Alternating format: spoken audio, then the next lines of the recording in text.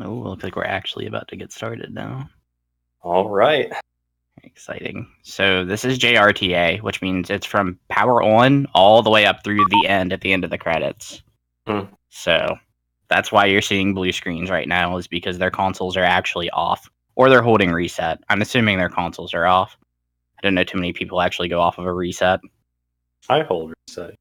Do you? Yeah.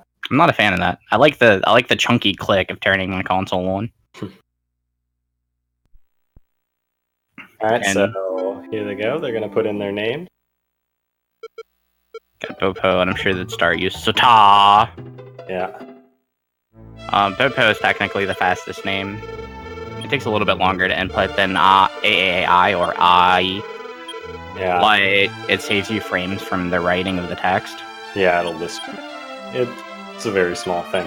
However, the names are selected with specific things in mind. The stat growth archetypes for the different characters are based on what you name your hero. So you do have to name your character specific or specific kind of thing in order to get a specific.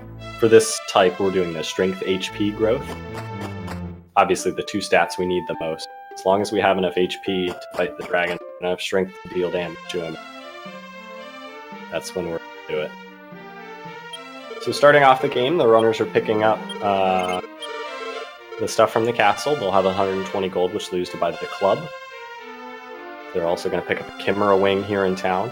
Unlike the original NES version or Famicom version, there's a lot of items to be found in dressers, pots, and things like that, and like in later Dragon Quest, including stats.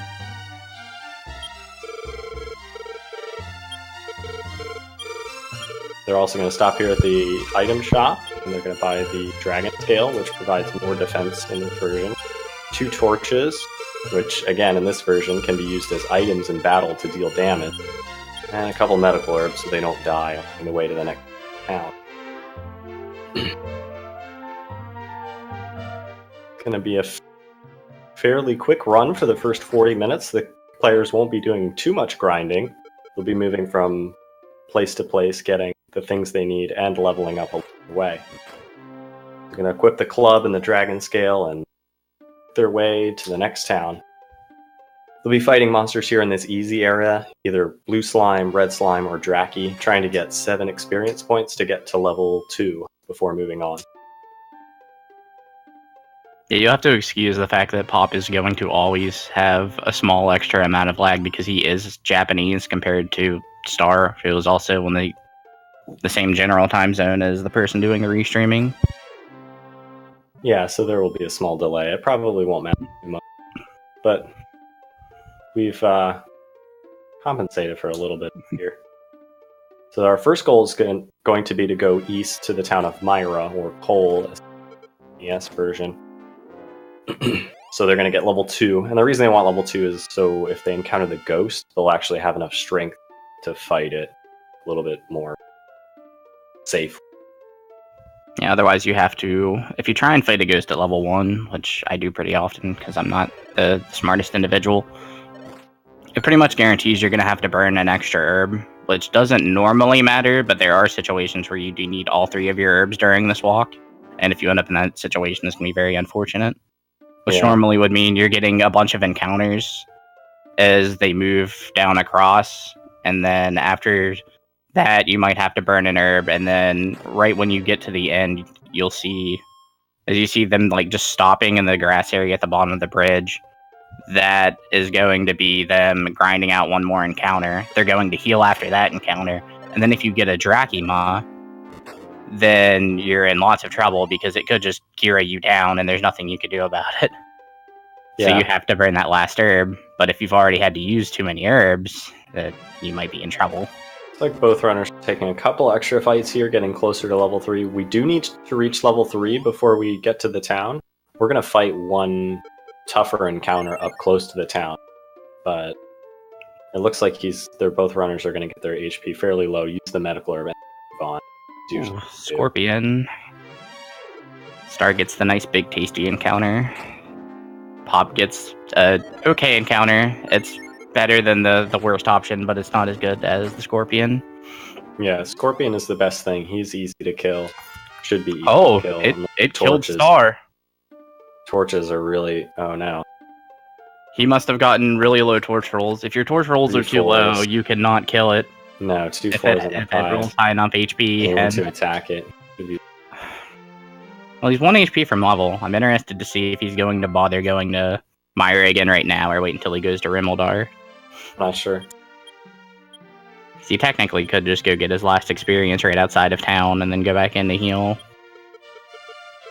Or do something else even funkier. I think he's just going to go back.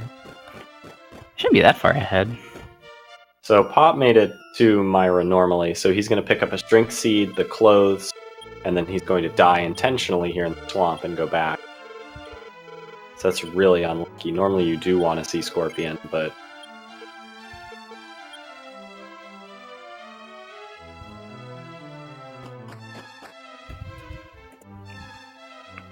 Nah, yeah, he's gonna go right back to Cole.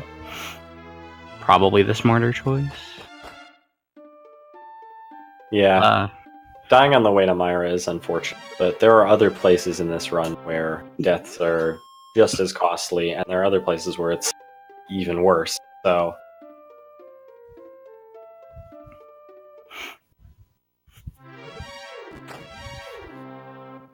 Yeah, I would not recommend trying to use any strategies we use in this version to play through the NES version, because most of them are not going to work. Mm-hmm. There's a ton of changes between this version and that version. The Game Boy version, you can do it. They're almost identical, but NES is so different. How we end up grinding, you extend the dragon, I guess. But we'll get to that part later. One of the main differences is... Oh, he got a back attack. What irony. But one of the main differences is monsters generally give a lot more experience than gold originally, so we can actually move forward. In particular, the boss encounters, like the golem and the boss dragon guarding the princess, are worth a lot. The damage spell, Gira, or Hurt, is much more powerful for us to use, although a little bit stronger for the monsters too, I think. So Pop on the right here is proceeding through. He's reached level 4 and he learns Gira, that Hurt spell, and he's going to use it. He has enough MP to cast it twice to fight 2 monsters out here. Strong enough to one-hit kill just about everyone. He's accumulating a little extra experience, but really it's the gold he wants for the supplies to the next part of the game.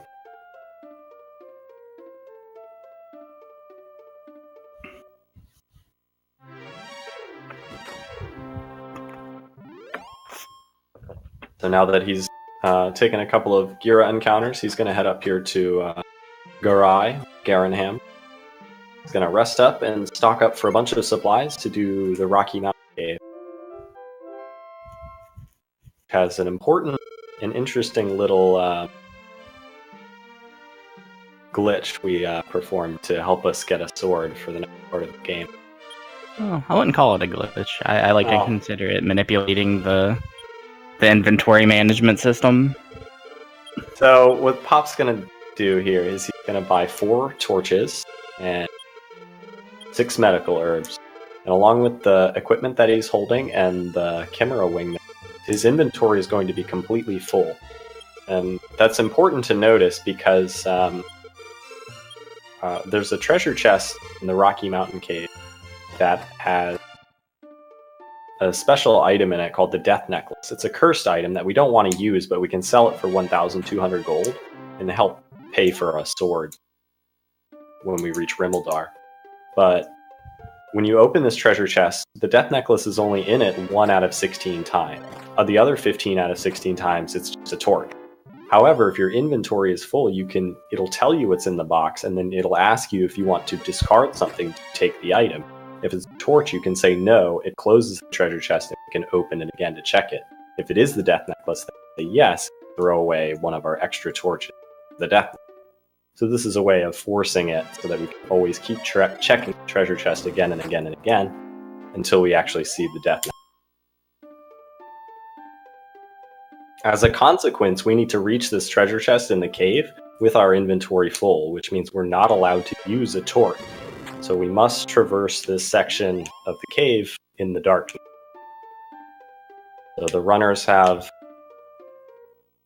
a layout of the dungeon where they need to go memorized.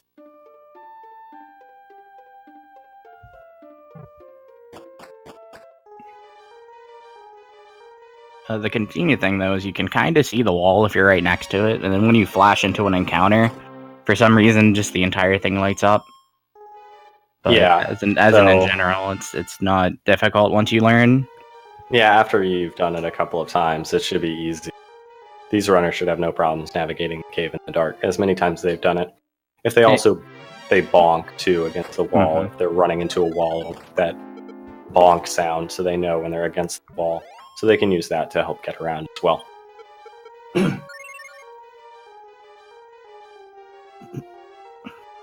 Yeah, that death has put Star just a little bit behind, but as far as deaths go in this game, that's probably one of the least costly. Yeah, this is like a golem or axe knight death from being even race again, which can always happen. Or you could always just sleep forever somewhere, and that's never fun. Not even the Rocky Mountain Cave is safe once we get to B2. There are some rude monsters, including the sleep-casting warlock. He loves to put me to sleep. Mm. That was the fun thing about when I played Pop in tournament. It wasn't that I won because everything went well for me. I was plus 12 at the end of this cave because I died twice because I kept getting put to sleep at the bottom. It just so happened that he died to Dragon Lord 3 times, which is extremely costly and extremely unlucky for him. Yeah. We should defeat, for the most part, most of the encounters we go to, the bosses that we do. We are prepared and anticipating a fairly high degree success, but occasionally, things go wrong. The Axe Knight, for instance, I bet you have like a 8% chance of beating him, but It is actually impressive how often you get bullied by Axe Knight. Yeah. I think the last couple of times have been okay, but Well, there was the one race he bullied you like 3 times in a row, and it's like, wow, okay. Yeah, he beat up Pop not too long ago pretty badly, 3 or 4 times. I think it was 4 times.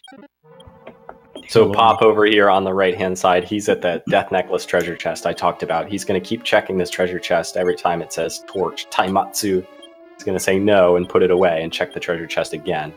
And that's the third line that comes up. You'll see that there is a different symbol there whenever he gets the right thing.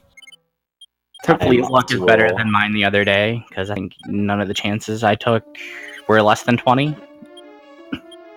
Yeah, so it's a 1 in 16 chance. So we hope to see it after about a minute. But we do really need this item for the sword, so we're going to keep checking again and again. It's entirely mandatory. Just like getting 5 on your strength seeds is almost entirely mandatory. Yeah, I missed the strength seed thing, but I assume that they're going to get what they need.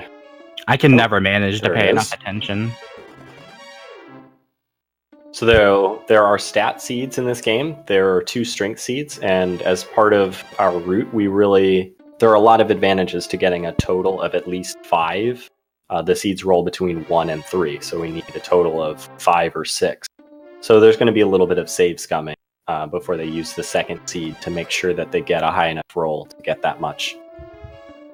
So Pop's got the Death Necklace, and now that he doesn't need a full inventory, he's gone ahead and used a torch, so you can see where he's going. He's going to grab a couple more items in this cave. One of them is that second strength seed I was just talking about. This here, the Iron Shield, called the Large Shield in the NES version. This is the most valuable shield we're going to get in this run, so the Silver Shield is too expensive and not really very beneficial as we worked it out, as it turns out. So this Iron Shield is really useful. It's going to help him Pop take less damage in this cave and help him get the last 2 things he needs, which is the Strength Seed and the MP Seed.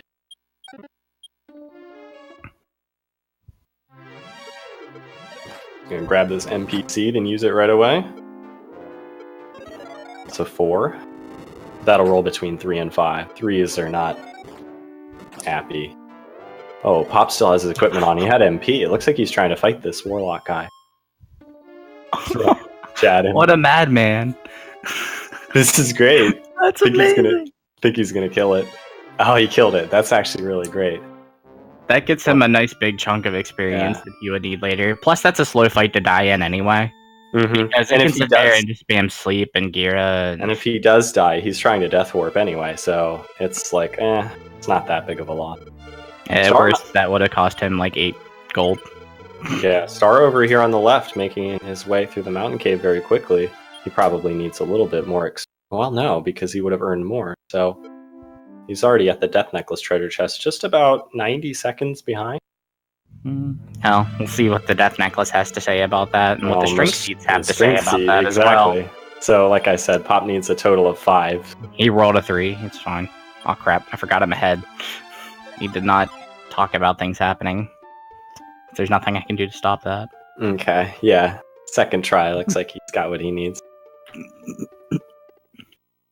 So Pop gets to go on his way to actually buy a weapon instead of just using the silly little stick that we have. The baseball bat. Stick. It's decent. It's gotten us this far in the game, but Star still unfortunately looking for that Death Necklace. Yeah, I mean, it bullied both of them a little bit. Though it would have been a nice place for him to get time back. It's fine, he can just get first try on his Strength Seed and you won't have to worry about it. I believe in him, he can do it. Come on. Alright, so Pop's moving on to the next part. He's going to go to Rimmeldar, going to get magic keys, as well as the Steel Sword. With the magic keys, we'll be able to grab a few other items hidden behind some locked doors. Yeah, the king is in on this giant conspiracy that exists in this game to sell overpriced keys. Because you get a key at the beginning of the game, but you have to use it to leave the throne room. So the king has locked you in the throne room. So that's your first taste of a key. And then we go through the rest of the game just trying to manage keys. You just need all of these keys. Because using a key more than once is literally impossible. Hey, the good news is they're at least a little bit more affordable in this version. Oh, finally! We see a Death Necklace. For Star, he's ready to... 17.5 minute Death Necklace is not... It's not ideal. It's not anywhere near ideal. No, but... Rude skeleton. Compared to... Good thing Pop has split, so I can tell when he actually got his Death Necklace. It took him 13 minutes. So... In his Death Necklace, he didn't even get a Death Necklace that fast. Well, yeah, he also didn't die on the way to... Yeah, Myra. Which really helps.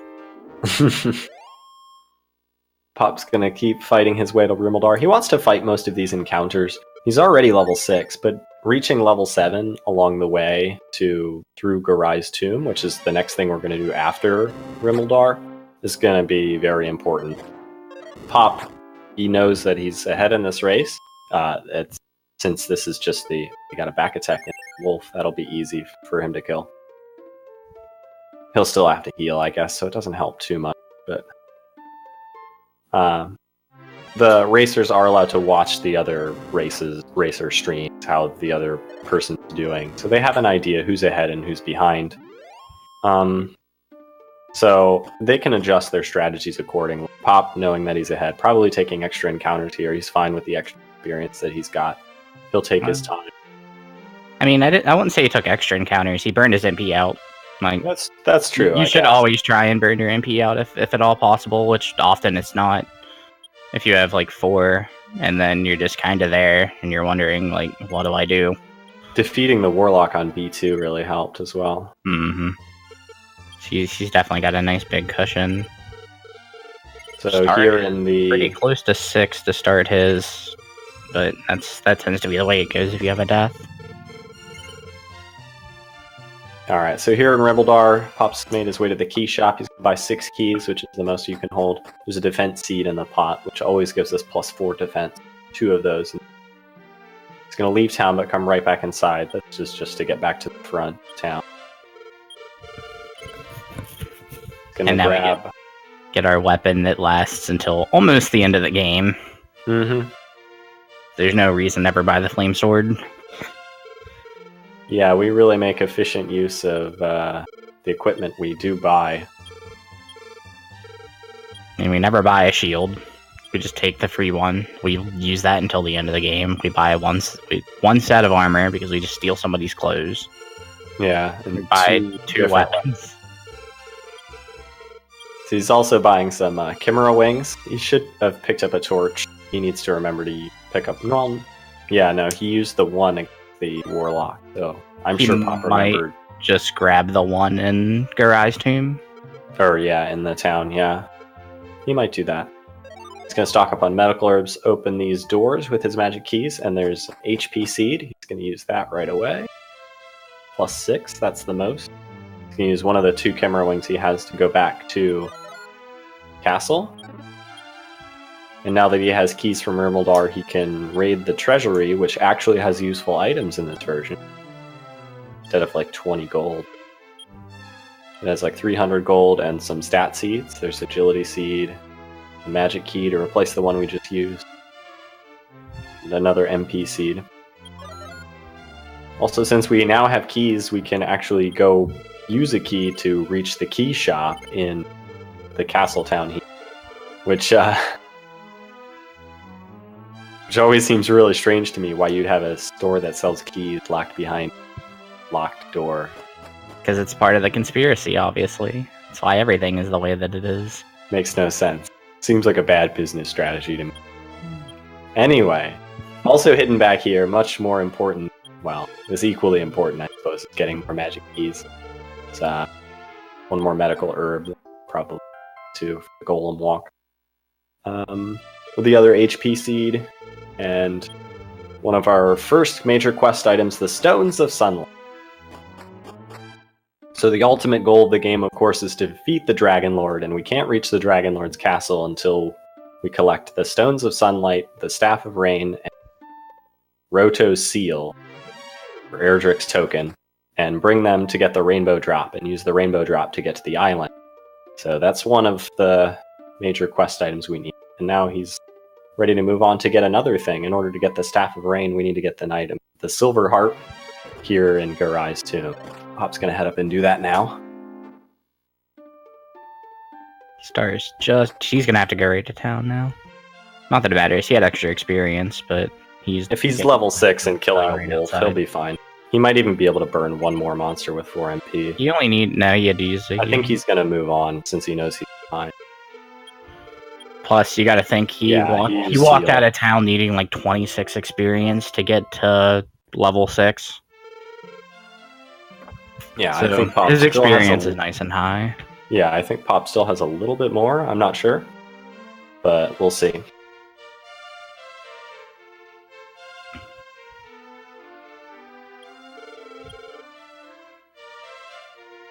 So here in Garai again, Pop stopped by, picked up the chainmail. It's going to be reasonable armor. We're going to use it until we get Roto's armor near the end of the game, actually. So again, we're going to make good long use of this. Pop using a torch, and he's in Garai's tomb. He's going to want to reach level 7 and learn the sleep spell before moving on to the 3rd floor of this dungeon. So he's going to be fighting everybody he can to try and get to level 7. The first floor monsters are all pretty easy. He's just going to be swinging his new steel sword at them until they die. Things like drolls and skeletons are basically not going to at all. The other monsters can use Gira, hurt, can still deal up to 12 damage no matter how much armor you have. Yeah, at this point in the game, Gira is almost entirely useless. The only time that we'll really have a reason to use it for a while is against Iron Scorpion. I still like to use it against the wolf on level 6, 1 physical attack and then 1 Gira. Oh yeah, because I guess that can kill it in 2. You're not quite strong the chance enough. Of 3. It's a better chance, yeah. I mean, you can still use 2 Giras too, but I like to save that if I can. Yeah, Erdrick is just what they called him in the English version. And then they changed it to Lodo, and Game Boy for some reason instead of just calling him Roto. That I don't understand. But they couldn't fit Erdrick because everything has to be 4 characters in that game. Yeah, that's the original Japanese kana as Roto. Oh. Pop looking to... I think he's still on the first floor. He's looking to fight one thing just to use his threat. Yeah. Yeah, you'll see there if there's situations where you think you would like, or you think you would like more experience, or you need more experience still, you can just stop at the end of a level, because as soon as you go down a staircase, you reset your threat to 0. Mm-hmm. Which is pretty inconvenient.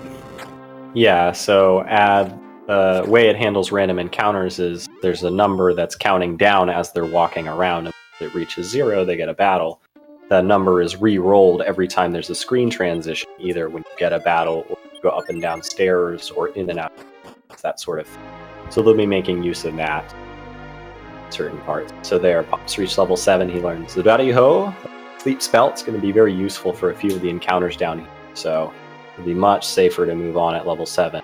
He also gained some strength at level 7, fighting guy. More MP efficient. You don't have to spend all your MP just throwing gear out. Five different monsters down here. Pop is looking to earn experience. 4 of the monsters are fightable, but that Wraith Knight guy, the skeleton, is not. So he's going to move on and look for something else. Yeah, I guess since we're using sleep now, I can talk about the version differences. So in the NES version, they can just like wake up immediately, and then they can just punch you next turn anyway. And SFC, that's not how that works. They will go to sleep. They will have at least 1 turn of sleep, and then they will wake up.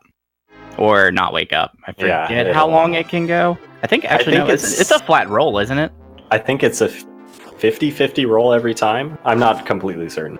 Yeah, I think things can technically sleep forever. The reason that we have to do a little bit more leveling in the fully manipulated version is because Dragon Lord 2 just resists sleep, so he can't just sleep block him like they do.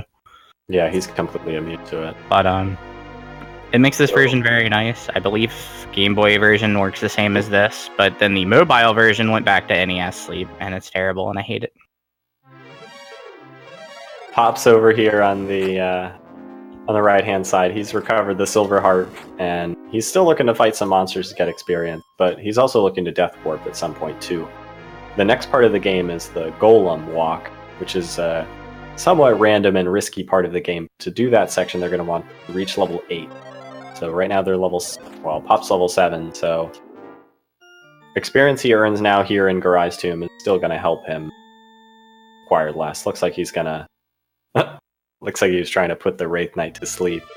Hope for a lucky kill that way. But it looks like he was sacrificing himself. He's ready to die, so you can Death Warp back. Wraith Knight has, what, like a 1 in 8 chance of going to sleep? Pretty bad. It's something like that, yeah. I think he just kind of gave up. He's like, but if I can put it to sleep, I'll kill it. If I get lucky, I'll kill it. If I don't, yeah, he's ready to die. He needs about 150 experience to 165, I think it said. Yeah. To reach the next level 8. So he's going to earn that just outside of Dome Dora. This is totally fine. In general, you want to take one more fight, but it doesn't matter. You can technically go without getting a single fight. It's just makes this particular walk a little bit more dangerous because you've got to burn more MP. And sometimes you don't have enough MP as it is, even if you max all your MP seeds. Yeah, it depends on how it wants to go. It can be really tricky. So the Golem in this version is worth, instead of like 8 experience, he's worth 2,500. I think it's 6 in NES. So we're highly incentivized to go and defeat the Golem as soon as it's possible, which in this version turns out for our stat gains, the way we've gotten the seeds is level 8. So we've got the Fairy Flute, and using the sleep effect that it has, we can always make sure we can defeat the Golem as long as we reach him with full health. The problem is there are ferocious monsters in the random encounter zones along the way. We have to get kind of lucky running away from stuff and hoping we make it. We can heal a little bit of damage we take here and there, but pretty much any monster flat you. Yeah, unlike Game Boy here, we will not be fighting Goldmen. That's Game Boy could have beaten Pop, and that almost him killing a Goldman almost was enough to cost him. But yeah, I think he still would have been slightly behind. His ridiculous run that was amazing, where he just was the Metal Slime Whisperer and just called them in and killed them immediately twice. I wish I could do that. I'm very jealous of that run. Slime. Channeled some of that in my last Q2 playthrough. What in the world is Pop doing? What a madman! I would never do that. Oh, he's fighting the knight at level 7 here? Oh my gosh. The reason that he did that is because he knew it was going to level him. I think he was hoping for maybe like Rogue Scorpion or something, probably a little bit easier to fight. Maybe, but holy cow! I've never seen that. Yeah. Yeah, the knight has a 60% chance to fall asleep. I think it's maybe higher than that. I'm not sure though. It might be 85, but I thought it was just 60. So Pop's reached level 8 after defeating that armor knight, and he's gonna start this golem walk. So he's going to be running away from just about everything. Certain monsters are vulnerable to sleep, and you can use that before running away. But most of them are vulnerable, but oh wow, dodge. With the way that he harmed his MP by fighting that axe knight or regular knight against the killer wolf there, and he's already using some of his medical herbs too. Magic Chimera, he's going to run away from that. Doesn't want anything to do with that. Star Chimera looks like he's trying to run from that. Can try and put that guy to sleep, but his MP is kind of lower. He's trying to save some of it, I think. He's getting some good run luck here, but I'm expecting him to use Giras against Golem. With 9 MP, I could see him healing twice and then using a Gira. Okay. That was a pretty good walk. He's made it to the Golem, good. Insane. So, as long as... Now that he survives one hit, he uses the Fairy Flute, and the Golem goes to sleep. And he's guaranteed to stay asleep for at least one turn. So as long as we alternate between using the flute and attacking or doing something else, and then using the flute again, we actually can't lose to the Golem. You can lose if you make a mistake, but generally speaking here, Pop's going to attack twice and then use the flute. If the Golem wakes up and hits him once, he'll have to heal up. But so far, he's made it there, which means he should be able to defeat this Golem. Yeah, the only real time that dying to Golem isn't your fault is if you get really unlucky and get something called Golem 0 that almost never happens. That would happen to me very early in my career of playing this game, and it also happened to High Spirits very early in his time of playing this game, where you outspeed the Golem on turn 1, and it's like, yo, Golem 0. And even then, you can correct for that if you're paying attention, but that happens so rarely that it doesn't really happen. And no one really thinks about it, and you just start holding turbo through it, and yeah, if you outspeed him, you have to use it again. You can also be back attacked by the Golem. Basically, you die. That's always fun. The Golem here has 155 hit points. Pop is probably counting up damage, so he's got the Golem defeated, and he's ready to move on. There's that 2,500 experience. That's going to pump him all the way up from level 8 to level 11.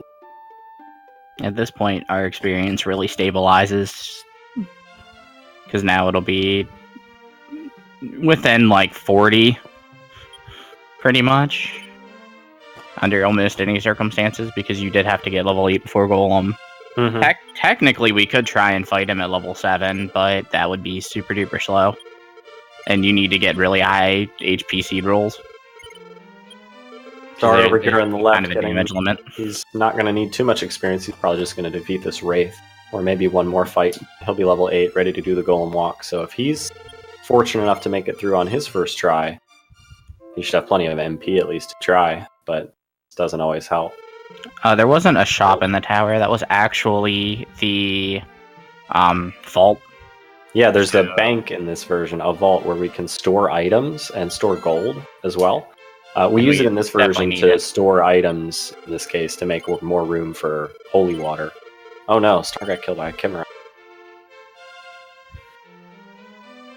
Star's not having the greatest luck at the moment, but it can all equalize. At least the death came after level 8, so now if he dies again, he just resets. So he doesn't have to worry about gold. Yeah. Pop's doing his trip around town to grab the other defense seed, an MP seed, Chimera Wing, a bunch of water. He's going to immediately rub the water on himself and buy more. Mm-hmm. That's the reason we're making all this inventory space to buy lots of holy water, because he's about to begin what's called the Dragon. We called this version that we're playing in this tournament the race category. It's the Dragon Loop category because of this level up mechanic we're going to take advantage of in this section here, where we're going to fight the dragon guarding the princess, and he's worth 950 experience points. We're going to defeat him, and then we're going to force him to respawn. We're going to go fight him again. And we're going to force him to respawn and fight him again. And we're going to do this a total again and again until we've defeated this dragon 7 times and we've reached level 15? Yeah, 15. Mm-hmm. And then we will also kill him an 8th time later, possibly.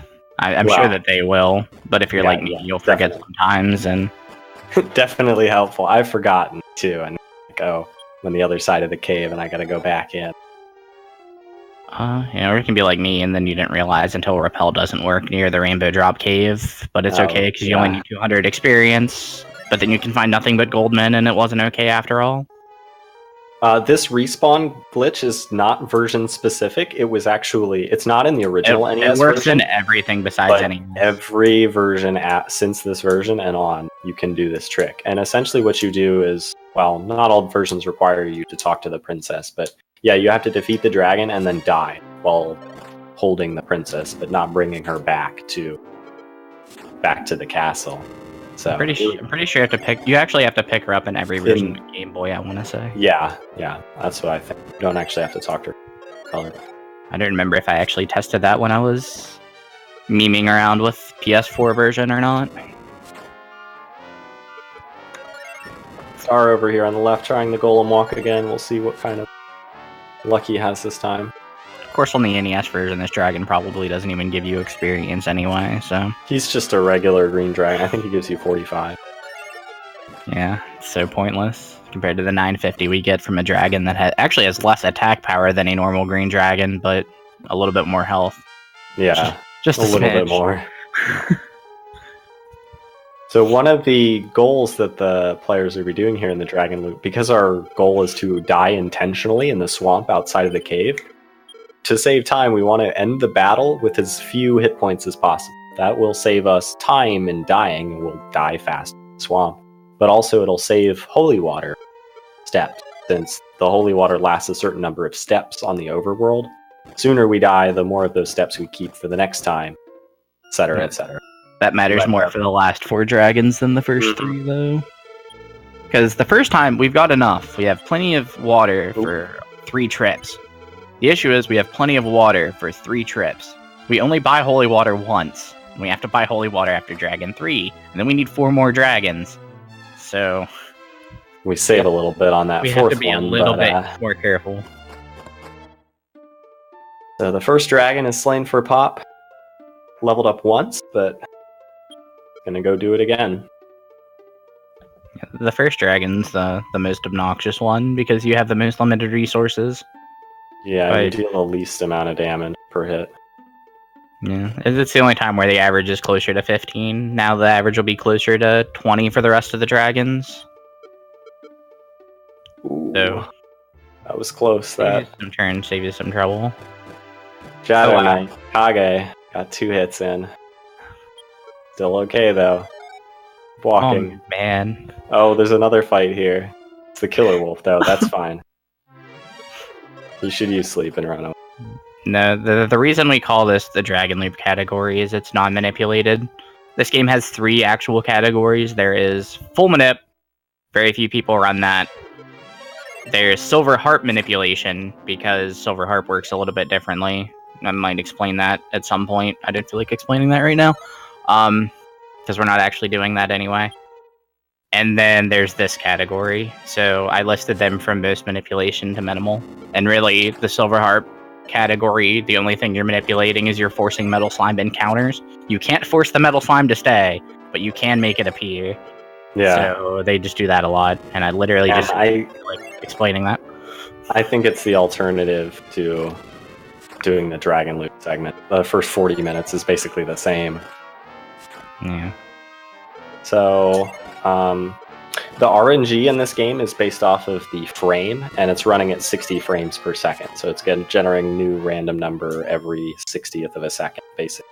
So there is some frame manipulation we can do, but by and large, it's they don't have too much control over what kinds of monsters they're going to encounter and what's going to happen in battle.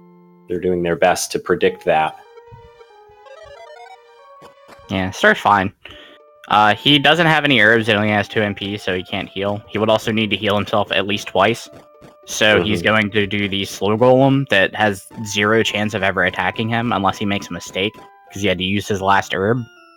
And so his flute is not where it normally is. We like to keep 1 herb so that we can just hit left once and then we're on the flute. Instead he's got to hit right and then down twice, which is a little bit longer, but as long as he's careful and keeps doing play the flute, attack, flute, then he'll be able to defeat the golem without losing at all. There's no real chance. It's just slow and obnoxious, and we don't like to do it, but it's definitely more efficient. It's faster than walking again. Mostly.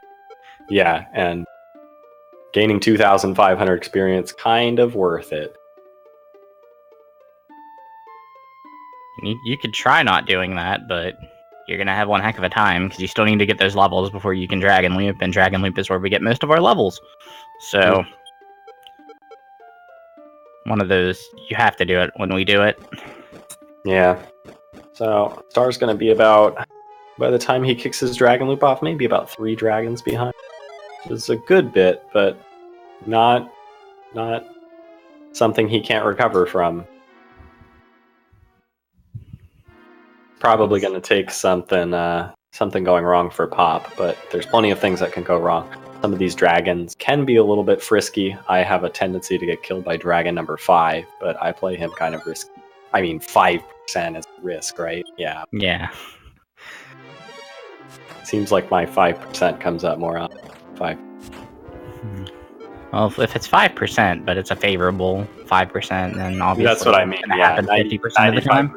95% of the time you're good. 5% of the time you die. So naturally, you die far more than 5%. Yeah. Like everything in this game is statistics, and yet we figure out that those statistics aren't true. We know they're true because this game is very well developed. It's one of the longest RTAs that's existed for obvious reasons, and it just doesn't work. Like how we always say that if you die to Axe Knight, you got a Diener Knight, because of my good friend SUMDeaner here, who just dies to Axe Knight all the time. Shouldn't die to it nearly improbably high amount. It's not a strategy issue too. What we do is hold X, hope that we win, and we do win most of the time. But that's how things work in Dragon Quest RTA, especially these SFC versions. We give ourselves the best chance we can, but sometimes your number is up. Especially in DQ2, but it's a different game. Hey, I'm finding now at the end game the deaths aren't as bad as the end games in like DQ3, for instance. Oh god, dying to Zoma, atrociously bad. Well, you have so much further to go. It's just the volume is a lot less as well. I think it helps that I'm earning a little bit more experience outside of the castle. Actually, do that segment. It's getting killed all the time. Someday I'll learn that game, but yeah, here we go.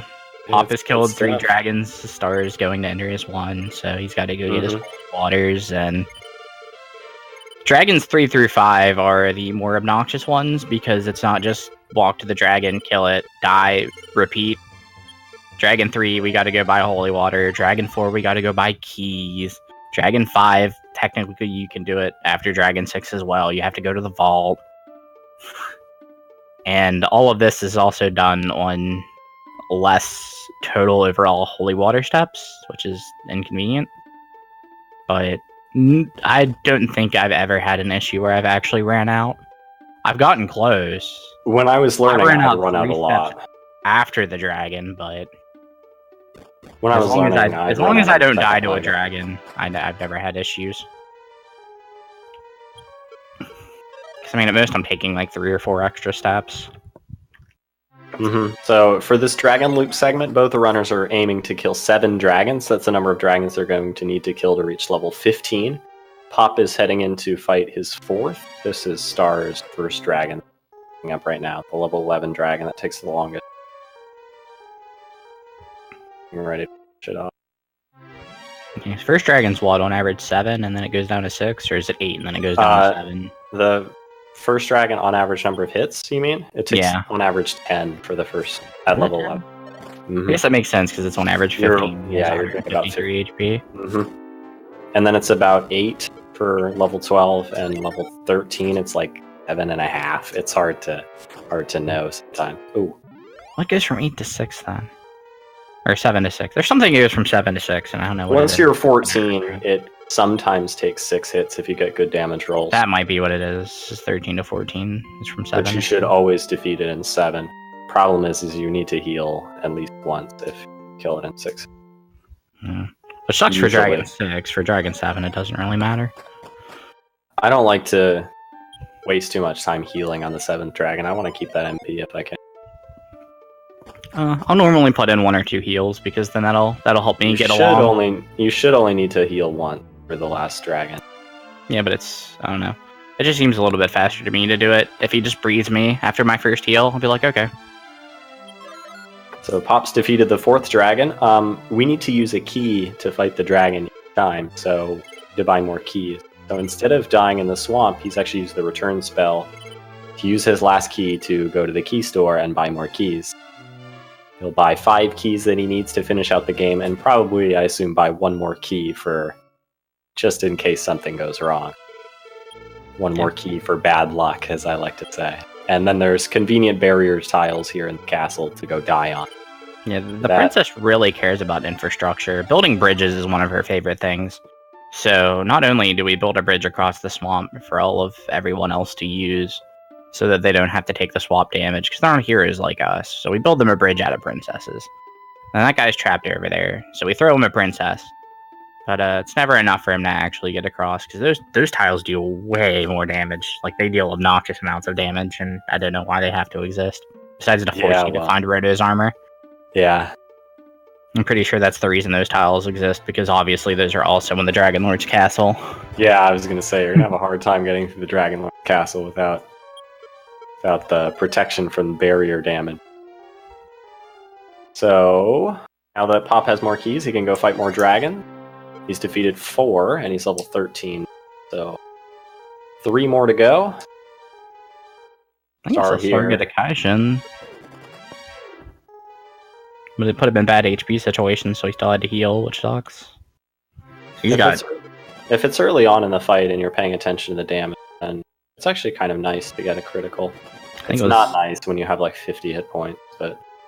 Oh yeah, it's great when you heal up to like 60, because you know exactly how many more swings you need, and then you crit, and now you have 60 HP to walk off. Done that before.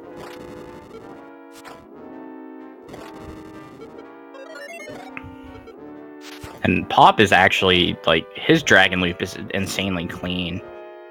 The concept of actually making time up against Pop in the Dragon Loop is... Oh, there's Kaishin. Not something we really expect to have happen. He's counting damage very carefully. He knows exactly all the damage ranges. And the only thing that can mess him up is a bad Kaishin. Yeah, and that just means it takes him longer to die. It doesn't usually... He ends up dead. Mm-hmm. Scored the critical there. No, not really taking any chances or messing around too much with that guy, just beating him up. He does have kind of a lot of health at the dragon. It's not going to be a problem.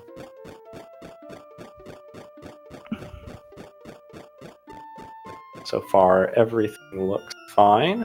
For Star as well, he's got 2 dragons under his belt. Mm-hmm. Using his last water. He uses last water. He'll walk to the dragon. And then he'll go buy more water. And then he'll begin the process we've seen Pop going through. Yeah. Star is doing Pop the exact same sequence of events, just a few minutes behind. Yep. now that he has enough room and we don't get any more holy water. No, the princess is becoming a bridge because she really enjoys working on infrastructure. We have to do that so we can fight the dragon again and again and again. The only version that stops you from actually having to dump the princess into the drink is the Game Boy version, where you literally just kill the dragon and then leave. And then you kill yourself, and then you go back and you repeat. You don't actually have to talk to the princess, which is a nice little time save, but you know, you gotta do what you gotta do. Yeah. Gotta take the princess around to get the dragon to come back. I mean, what's really more important, taking care of the Dragon Lord or not dumping the princess and getting her dress a little dirty? I mean, she goes right back to the cave, she goes and has more tea, she doesn't care that much.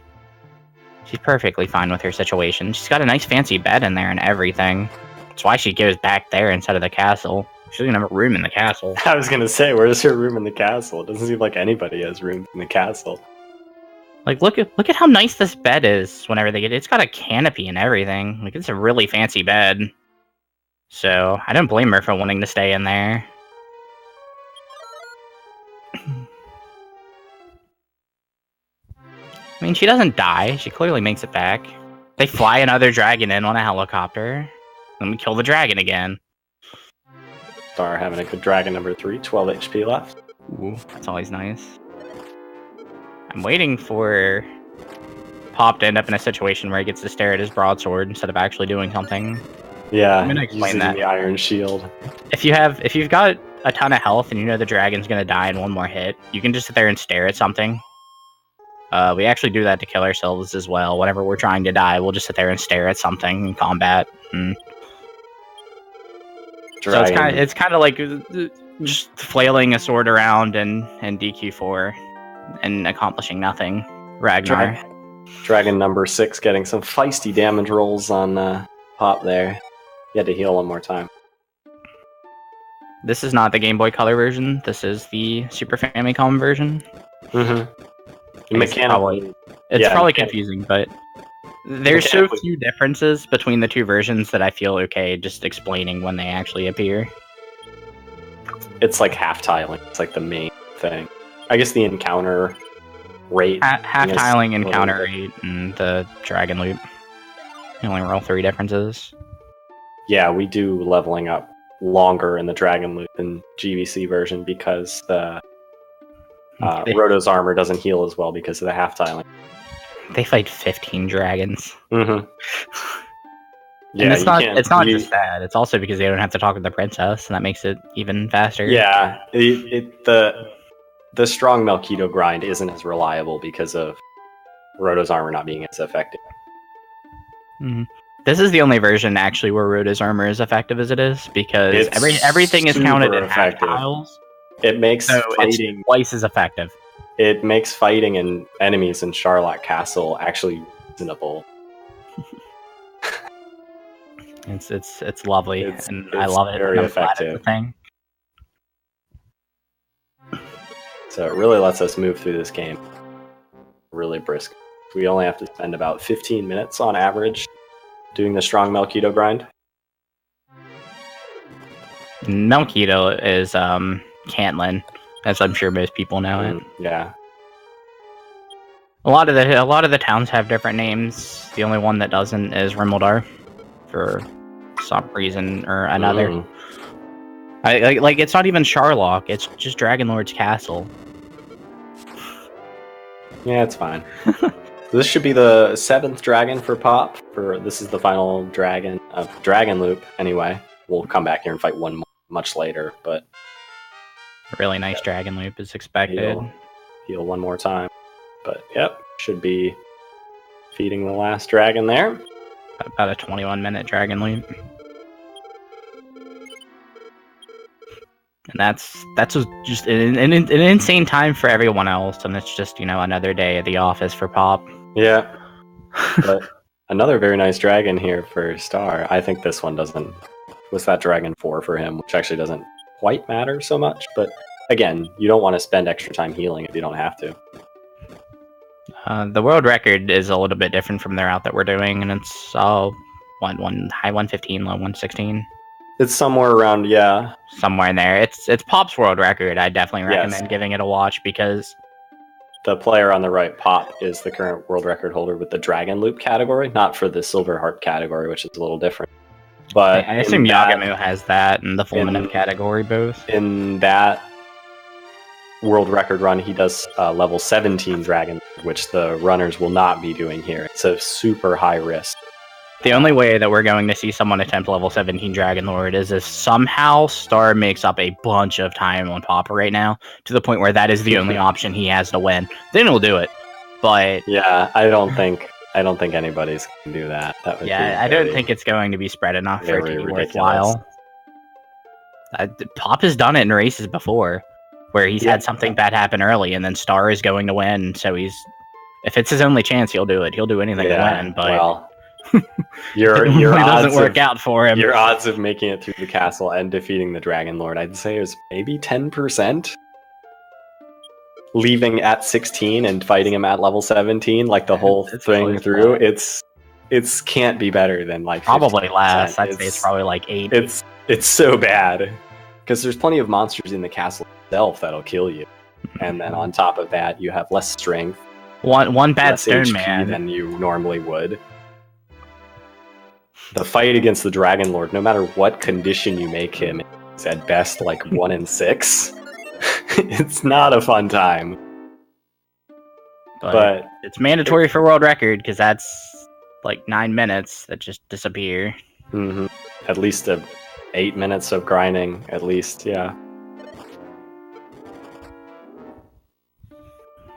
That's fine. Alright, so now that Pop's defeated 7 dragons, he went ahead and picked up the Staff of Rain, which is another one of those quest items we need. He's heading over here to Domdora, and he's going to fight the Axe Knight guarding Roto's armor. Now that we're level 15, we actually have a pretty good chance at defeating him. So that's what he's going to go do. Our strategy is just to keep attacking him and hope that we kill him before he kills us or puts us to sleep. Well, there's a couple of ways that this can go with the princess and the reason that we still have her. Either Axe Knight kills us. Okay, princess is back in the cave. The dragon's reset for her 8th kill. That's fine. Or we grind, and then... Oh, Pop went to sleep right away and took 2 hits. Oh, but he got a turn back on a miss-sleep. So, yeah, that's what he's getting Diener Knighted. Well, this is only 1 death. We'll see. 1 death is not too unusual. Yes, this is the Super Famicom version. Dragon Quest 1 and 2 for Famicom. So unfortunately, Pop fell asleep to the Axe Knight's magic sleep spell and was defeated. So he's going to go and try again. I mean, the funny thing is, we kind of want him to use sleep, but we don't want it to hit. I don't know. I'm happy with this straight-up fight where we alternate blows, and I get him at that last turn. That's totally fine. That always scares me, because I've lost that before, and I feel really bad when that happens. Trust me, I've lost every conceivable possible way. If Axe Knight has a way of killing you, I've experienced. We've saved the princess multiple times already. What are you talking about? Ambushed by Axe Knight and put to sleep before you get to do anything. Yeah. How about that? Alright. Looks like Star's defeated 5 dragons. He just needs 2 more. He's getting his stuff out of the vault, so we'll make the last 2 dragons just a little bit easier.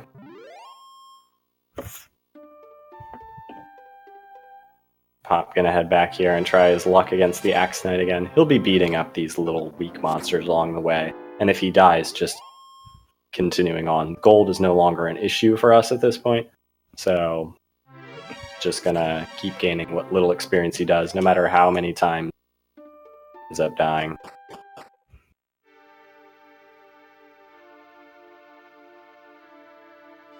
Just gotta keep trying until he defeats the Axe. Yeah, there's nothing else we can do, because Axe Knight is holding onto our very precious armor. Waiting till we're level 16 would not increase our chances of winning too much. If we were level 17, we'd have heal more. Probably pretty trivial. That's a little too long to wait. Again, a lot of the reason we run Super Famicom is there is no English release, and the English patch is really bad. So, Pop getting the classic Axe Knight battle, just trading blows. He's defeated him. Got Roto's armor. Gonna throw his chainmail on the ground. Equip the new fancy armor. And then he'll be grinding up for the final battle.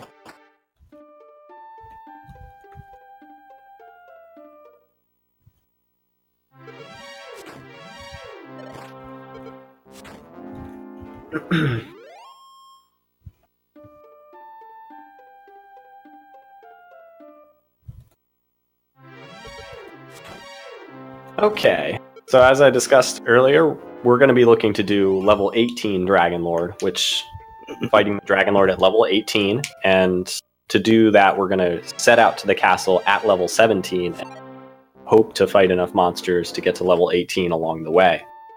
So for now, we need to work on getting that experience. Metal Slime. Oh, he got away. Story of my life. Metal Slime sticks around for 2 turns. I miss him probably twice anyway, and then he just runs away. Now, Pop missed once, and he's doing the technique, but didn't get a chance to hit him. I need to play more DQ2. DQ2 got me really good at the technique, and then I stopped playing DQ2, and now I'm not as good.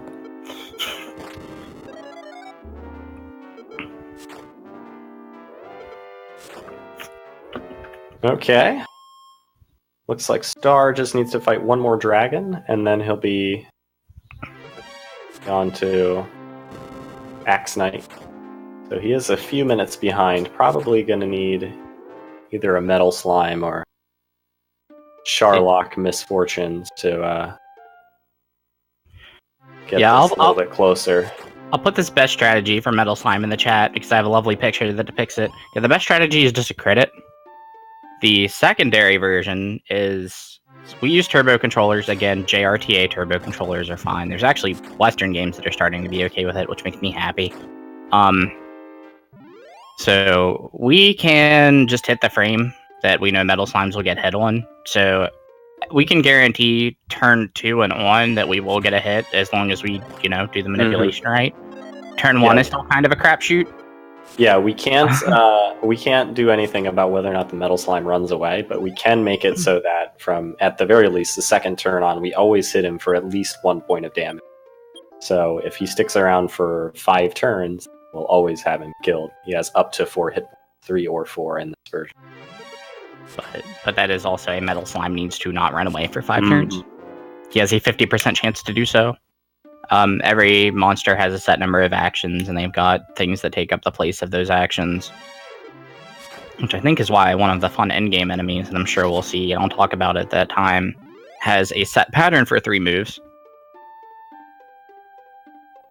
Making them infinitely different than they are in the NES version. And extra lovely to find. Alright. Now that Pop has Roto's armor, or Erdrick's armor, one of the main benefits of this is every half tile that he moves along the world map heals him for 1 point of missing health. So he can hang out here in these mountains and plains tiles over near Melkido, where he picked up Roto's token, the last quest item, sort of. And just fight the strongest monsters in the overworld out here over and over and over again for about 15 minutes. It's a little bit more what you would expect classic Dragon Quest grind, walk back and forth, kill stuff for a while. But there is some subtle strategies going on, especially with the Star Chimera, the Jerkbird. You can waste a lot of time and actually get in a lot of danger if you don't handle them carefully. Yeah, they're not fun. We don't like things that can heal themselves, and they can definitely heal themselves. Oh, yeah. So Pop needs to fight things for about 15 minutes out here in the hills to reach roughly level 17. Can leave a little bit sooner, a little bit after. It's okay. Depends on how he's feeling about it. He'll probably take the time to get pretty close, if not reach level 7, I wager. Yeah, well, with the time lead that he has, he doesn't have much reason to leave this grind terribly early. No, although... I would guess he'll leave within 100 experience of 17, and then just be like, okay, I'm good. Yeah. Sometimes it's about how much time he spends. He likes to, I think we talked about it, it's about 8 minutes from the time he reaches level 16. And it takes about 8.5 to actually get to level 17. Mm-hmm. And that's what I've started doing. It's kind of about 8 minutes from there, and then take my gear off if I need to. Although he's already ditched his princess, courtesy of the axe, so he can actually just save 28 MP, and then use return to go back for the end part of the game. But no, this is definitely not the PS4 version. The PS4 version looks like the mobile version, and by that I mean it looks terrible. That's why I consider it a meme run that I do. There's lots of little things that just make it not nearly as intensive as this run is. I think Star is a few minutes behind, but actually thinking about it, Metal Slime showing up. Yeah, if he gets a Metal Slime, then he's going to be right back in it. He's right back in it. It could be anybody's game in Charlock again. I mean, not that it's decided, of course not. The final dungeon costs the most time if you lose in it, and the threat of dying is fairly real to several of the random monsters down there. And we do need to fight for an experience along the way down, so it can be pretty tough. It can be pretty scary. I don't think he's gonna go for Kyoku strats though. I don't think he's gonna stop and just grind for a Metal Slime. I don't think so either. Ooh. Oh, I hate being ahead. Can't say anything. I gotta wait until you do because you're not ahead. Oh, I'm watching the Limit Break stream. I'm actually watching their streams. Yeah. So, Star on the left here. Oh, nice Kaishin. Yeah. Just instantly defeats the Axe Knight in a single hit. Oh, great. See, sometimes the fight goes like that. Boom. Easy. Free.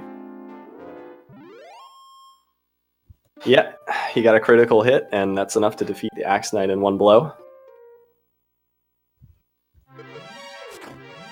So that's lucky for him. So he doesn't have to worry about that being a problem. Mm-hmm. So we're running out of things to talk about in the game because they're just grinding now. Yeah, they're both going to head into the grind unless Star hits a Metal Slime in the region around the bridge here. There's a little bit more of that encounter zone if he sticks to it in the forest up ahead too, but mostly just in the hills down here walking to the strong Melchido zone. Well, we have this spots for Metal that we Slime. can promote. Is there a questing for glory command? I don't know if there is a command or not, but no. Nope. Okay, so questing for glory is going to be soon, and two of the people that are involved in the stream right now are going to be racing on it, and it's neither of the people that are currently playing the video game. It'll be me and Diener. Yeah. Me and my friend Lavitz here will be playing this game right here. I forget which day to the schedule. I think it's the 3rd, I think. Day? I don't remember. No, it's the 2nd. But it's at 15, so it's pretty much the 3rd. That's totally fine. But I did look through the schedule, and there's actually a whole bunch of races that I'm really looking forward to. Oh, it's going to be an amazing event. Just a few I want to shout out to Game Boy F9 playing the Dragon Warrior 2 randomizer. What a madman. The fact that that's 2 hours and 15 minutes is just ridiculous, because I played one Dragon Quest 2 randomizer, and I was running into Atlas and Pazuzu before I had a boat. It's not a fun experience. Running into in-game bosses. We got our boy Ellie doing the 3DS version of Dragon Quest 8, which is a really fun run. Yeah, that's a great run, and it's actually a really a more technical run than the PS2 version. It moves along at a lot more brisk pace. Grinding is cut down a lot. A few others that I'm interested in: Final Fantasy Tactics No Math. I'm trying to think. Isn't Rudra no Hiho, my boy Nacho playing that. Yes, Rudra. I love that game. I've been watching him do it. It's such a good game now. I'm interested in what most of the stuff category means for SMRPG. That should be really good. Yeah. Like between the 2nd and the 3rd, I'm not going to get much sleep because you also have my boy Evil Ash doing Chrono Cross. Mm-hmm, yeah, that's on my list. Final Fantasy III Famicom right after that, which is a ridiculous mess of a run. I mean, you got Chrysalis between us and Nacho. That's always a really comfy RPG. Just some other random personal personal ones that I like. Final Fantasy Legend 2, there's a 4 monsters run. 2 and 3. Ultima 4, Quest of the Avatar. Kind of like that game. It's the NES version. Parasite Eve was one of my favorite games as a kid, so I'm interested to see what the speedrun for that looks like. And there's going to be a run of Sega CD version of Lunar Silver Star. The Lord of Memes himself is doing Final Fantasy VIII. My boy Cordelium. Yeah, that's going to be a good time too. Got Big Fong Balls doing Phantasy Star 4. I was just watching a stream earlier today for this. That game is so ridiculous. it's so perfect for Bick to be running that. There's something sort of Dragon Questy about it. Yeah, you just get randomly bullied by like nonsense. It's also got some Final Fantasy in it, by which I mean Sandworm is a big pain in the butt. Karaoke's doing Magical Knight Rayearth. That's a fun run. Oh yeah, I've seen her do that before. I'm interested in Xanadu next because I kind of want to buy that game and I want to see if I'd really like it. I love the fact that Crow is going to be ending it with questing for Quest for Glory. Yeah, the namesake of the tournament I had that collection as a kid. I like that series. Apparently, if we're ahead enough, he's tempted to try and do 5 as well. Well, we'll see. We can do our best to not take 2 hours on Dragon Quest. Look, man, I'm the reason our estimate's 155, so... I think I submitted 145. Yeah, there's randomizers for Dragon Quest 1 through 4 NES and 1 and 2, both SFC now, because Game Boy has way too much love for randomizers, so he's made randomizers for Dragon Warrior 2, Dragon Warrior 3, Dragon Warrior 4, Dragon Quest 1, Dragon Quest 2, and I'm pretty sure he's also done plenty of work on Dragon Warrior 1 itself. Yeah, that's a collaborative project, yeah. I keep forgetting you've also done Final Fantasy PSP and 7 Saga. 7 Saga is a relatively new one, though, so it makes sense for me to not be able to remember that. Speaking of Dragon Warrior Randomizer, you should come back here tomorrow, if you're not already planning on doing so. Tomorrow, right here on RPG Limit Break's channel for the Dragon Warrior Randomizer Tournament Finals between Mr. Holmes and Game Boy F9. It's going to start, I think, right about the same time as this started, but tomorrow. Yeah. Didn't Game Boy win the last tournament they did, too? I can't remember. Secret Dark Horse. Where's Ness Cardinality in all this, man? He's letting this happen? I think he got third. I thought he could just see into the code of this game at this point and just play it like a puppet. Okay, Mr. Holmes finished first last time over Game Boy, so it'll be a rematch. Should be good. I'm gonna leave it to Game Boy. He's gonna kill 2 Metal Slimes, just like he did against Star, but then he's gonna lose because he also took the time to kill a Goldman. So, in Randomizer, Goldman's not necessarily a bad thing.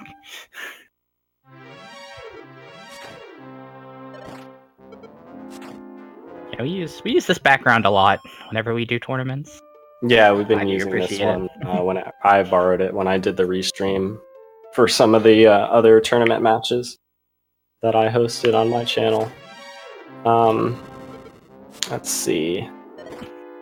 Should just be a few more minutes for Pop before he's ready to move on. Star should be getting close to level 16. Remember, they need to be close to or at level 17 before they leave. And Star, since he defeated the Axe Knight on the first try, nice Kaishin, he actually needs to die in the swamp to get rid of the princess, which takes just a little bit longer, but not really a problem. You can just fight as you die. Mm-hmm. The kind of convenient thing of the fact that Pop has already died is that the princess is already back, which means he doesn't actually have to death warp at all. He's going to save enough MP that he can just use return to leave. He's going to go kill the dragon, and then he's going to just go on his way. Compared to Star has to die, and then he's got to deal with going through the castle, sitting through the king, blabbing on, and then he gets to leave. So it's what, 26 MP that Pop needs to keep? It's 26 or 28. I always forget which. 28. Because it gives you enough for the return, it gives you enough for an outside, 1 radiant, and all of your repels. You need, yeah. Of course, I always like when I save myself 28 MP and I go back and then immediately accidentally cast Heal More and lose 8 MP. Oh yeah, it's always great. It's very easy to accidentally cast spells you don't want to cast, and it also makes you very sad.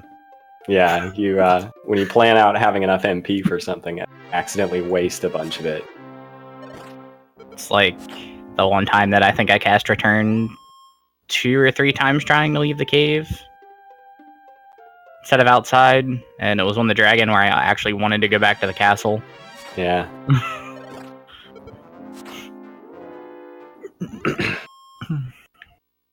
Yeah, hopefully there's plenty of spark over bridges on the race tomorrow.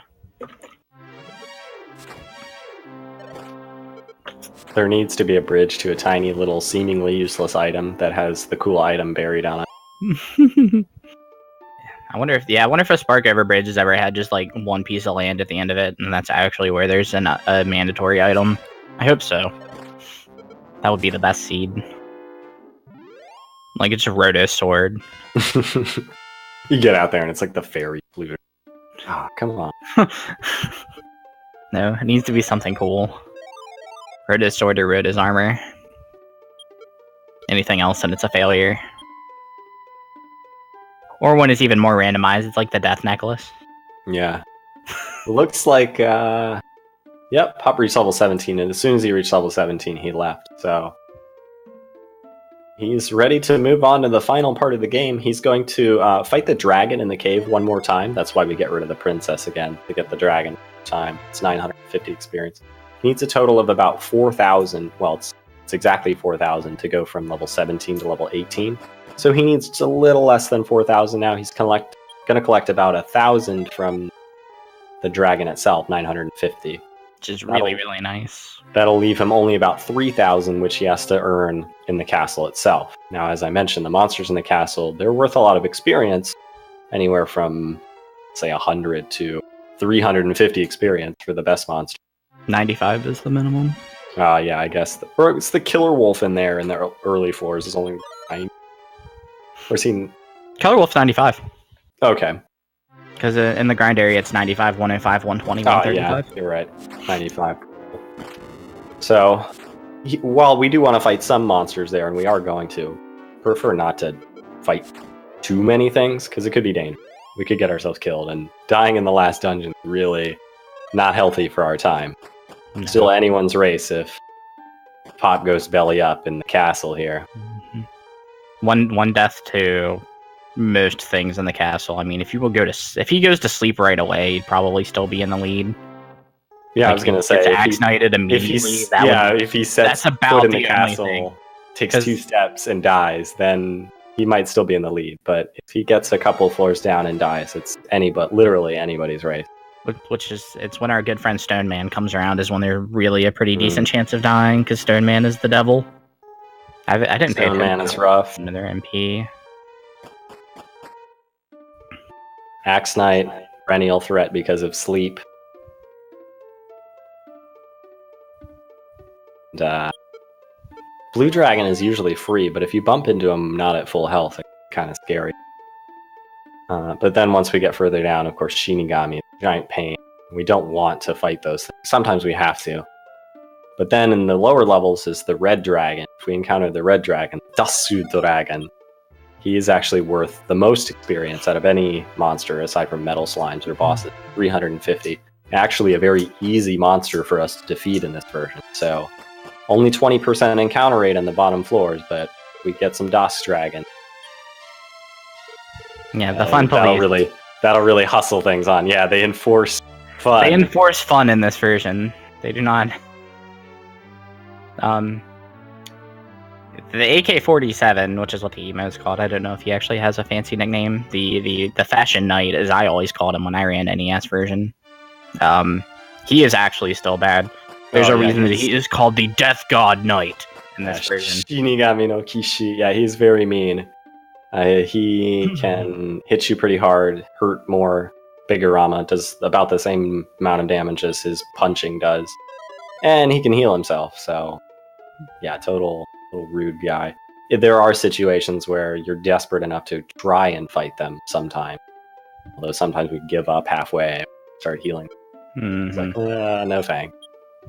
Pretty much, if it heals any time past like that first turn, it's just not worth it anymore. No, it's not. If you're hurt, because it's too full risky. health. Too risky. You need full HP for that fight. He's not even worth that much. He's only worth the same, roughly, as a blue dragon. It's not even fair. I think he's like 180, 185. So much more dangerous than a blue dragon. I have died to blue dragons before. If they just want to chomp on you, and they don't want to die in 3 hits. I fought one without Roto's sword at like 70 HP that almost killed me. Yeah. It's not a good time. So Pop went to the Southern Shrine and traded all the quest items in for the Rainbow Drop to get to the Dragon Lord's castle. He's also picking up supplies, medical herbs, a torch, so he doesn't have to use the Radiant spell. He wants to save all of his MP for the Dragon Lord itself, if he can. He might have a little bit to spend, depending on what his MP seeds were, but he wants to save all of his MP for using Heal More as many times as he can against the final boss. So that'll give him the best chance at winning. So he doesn't want to spend any MP where he can help it. So he's going to use a torch instead of casting Radiant. He's going to use medical herbs where he needs to instead of healing himself, although Roto's armor is going to take care of most of the health problems. Yeah, there are times, specifically like just after you defeat Stone Man or you get bullied by Axe Knight or a blue dragon enough, where using a medical herb to heal up a little bit before you continue on is definitely a sensible idea. And the medical herbs themselves will even be useful for the final fight against the dragon.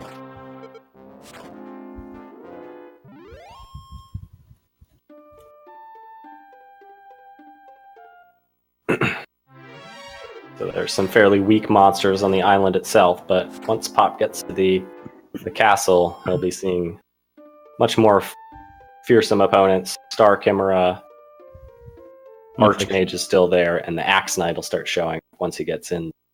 Star is bouncing a little bit early. Yeah, he's going to go a little bit earlier. Not much, but a little bit. Hoping to get lucky. He's going to need to get really lucky, I think, to catch up.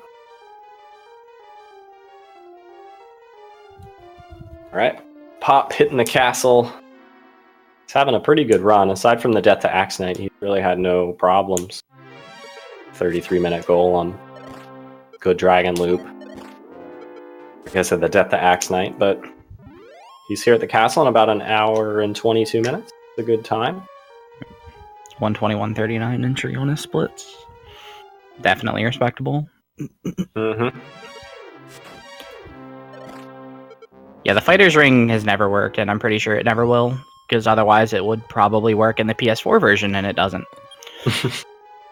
I don't understand why they never bothered to fix the fighter's ring, and yet they left it in the game. Like, I assume at this point, the people that have done the ports of this game have just been like, we're going to leave it that way, because that's how it's known to be is entirely. It's like a joke, as it's supposed to be. Alright, so Pop using his torch to see his way through the castle. He's going to want to, well, obviously, he's going to want to grab Roto's sword, Erdrick's sword, in the which is hidden here in the castle. It's the best sword in the game, and going to be very helpful in not only to defeat the Dragon Lord, but in many of the random battles, like Axe Knight, Stone Man, those deeper dungeon encounters.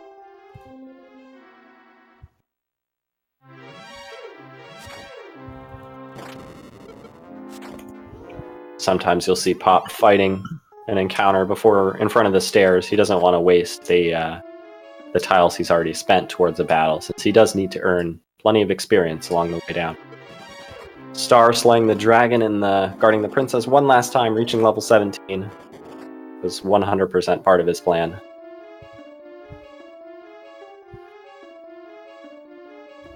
Pop getting bullied by a stone man here. He's okay.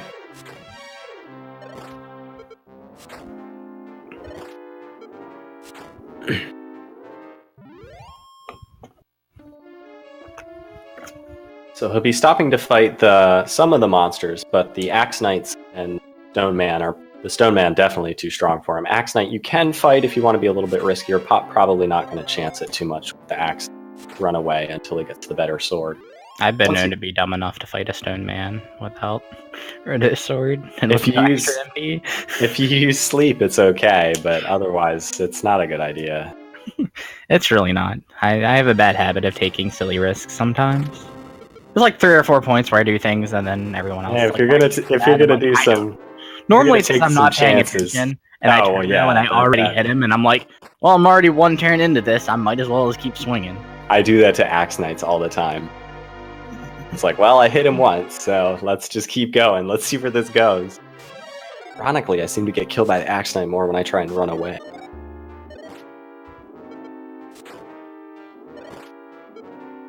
Okay. Pop still making his way down. He's sort of at the medium difficulty spot here. Stone Man showed up once or twice. Oh, ambushed by Axe Knight, but it looks okay.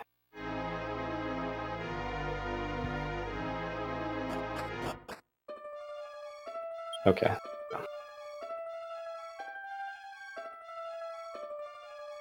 It's like Pop's gonna fight 1 or 2 more guys. He's checking his experience. I missed what it said, though. I need to link our Discord. So I have nothing better to do. Don't have to worry about talking. So I got my boy. Stone Man. Oh, he got a back attack in Stone Man and went to fight it. Scored a critical. It's nice and tasty. He's gonna actually, he's actually gonna defeat it there. Yep, Dragon Lord in this version is a huge pain, and in NES it's Dragon Lord 2 that can really kill you, and this version is Dragon Lord 1.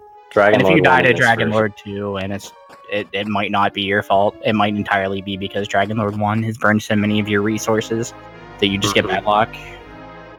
Dragon Lord 2 in this version is mostly an endurance race. If you have enough MP, you should win the fight.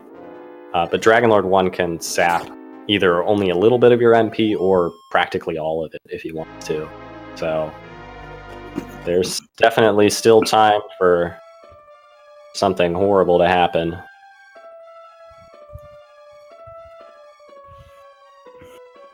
Oh.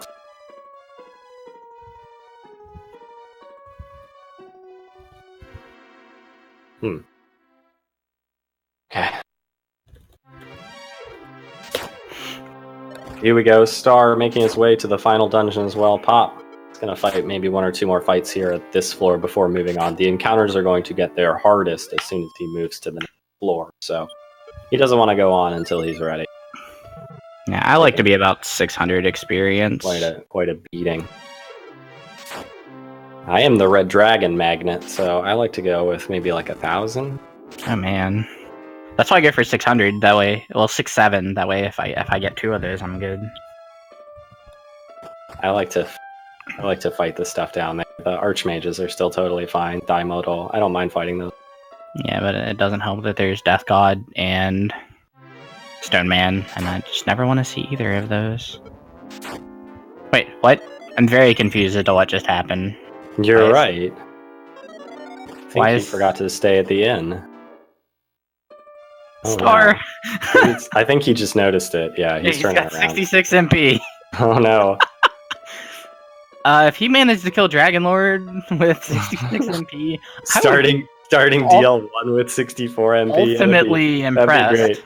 That would be great. That's immediately just critting down DL1 and you'd still have trouble. I mean, that you would need at least like 1 or 2 crits in DL1 and at least 2 crits in DL2. At least 1 on each and no heal more. Oh, here's the Red Dragon that's making his appearance on Pop's stream. The fun police have... Easy monster to defeat. He crits it on. So, the reason that they're so easy isn't because like they're statistically weaker. Oh my god. It's their first 3 turns are entirely set, where it will be a breath attack, which Rhoda's armor decreases there's another one. Damage. And then after that, it uses Mahal Tone, which is stop spell, which does nothing to our sword, and then it'll physical attack. Well, we can kill it before it gets the physical attack off sometimes, which is really nice. Yeah. Because then we've only taken like 15 damage, and that's pretty whatever. Ooh. It also only has 2 MP, which is exactly how much it needs to cast Stop Spell. So then after the 3rd turn, it would start being random between things that aren't Stop Spell. So breath attacks. Ooh. Might have 2 separate breath attacks that it can do randomly. I'm not sure. And then a physical. Pop getting some really rough, rude Shinigamis here, having to burn a heal more. It's the safe call, though. Mm-hmm. He only got 2 flee attempts, so that 3rd one was only 75. The initiative rate for us against Shinigami is over 90%, so he went with the safer call of healing himself. He will have less MP for the final battle here, but it's still totally winnable battle. Entirely with doable. He just needs DL1 to not be a big butt. Or get that critical. There he is, level 18. He's going to be getting himself to full HP and starting his fight with the Dragon Lord. He's going to have to half-tile here and heal up using Roto's armor for most of it. He wants to save his supplies while he can. I mean, the last time we had a big race, everyone crit DL at least once. Pop actually crit him 3 times. That was Pop's 2nd try, and he was just really mad. Yeah, exactly. So I'm gonna just crit you the bajillion times. Blowing things down here. How dare you make me not win? Alright, here he goes. Ready to fight the Dragon Lord. Dragon Lord 1 is kind of a random battle. Sleep. If the hero falls asleep, it can cost us a lot of health, and that's a lot of MP to heal ourselves. Or we might just straight up die while we're asleep. Also, once his health is below half, the Dragon Lord might heal himself, which slows us down. Fight take long. Drains more of our MP. If we reach Dragon Lord 2 with at least 72 MP, we should feel pretty confident. 64, we should feel fairly confident. Less, it'll be iffy. Oh, 56. Okay, so he's at 72 with 69 HP. He should be in good shape. I give him 90 chance here to defeat Dragon 2. Dragon Lord 2 should be hard. As long as he doesn't get ambushed, yeah. Dragon Lord 2 is on a set attack pattern. The first attack is a Flame Breath. That does a lot of damage. The second is a physical attack. The third is a weak Fire Breath attack. And the 4th turn is either the physical attack or the weak Fire Breath. So knowing how much damage each of these attacks is going to deal allows us to, as long as we keep our health above a certain level, we can always attack safely and know that we're not going to die. And if we're below that line, we need to heal. So with this much MP, Pop knows the lines well enough. He should just be able to play them nice and safely. Unless his initiative rolls are really bad and turn 4 luck is really bad, he should be in good enough shape here.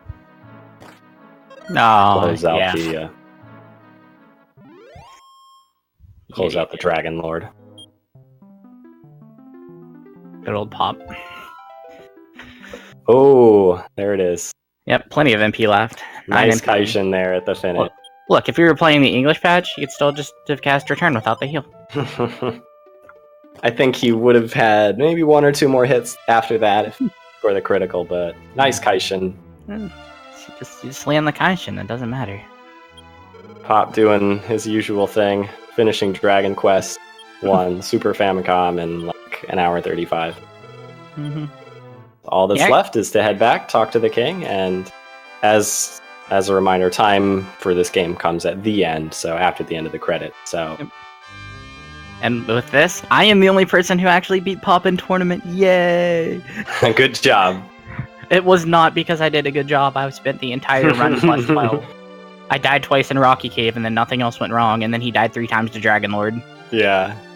The reason I beat Pop is it actually took him over 2 hours. It took him 2 hours and like 3 seconds, which is ridiculous.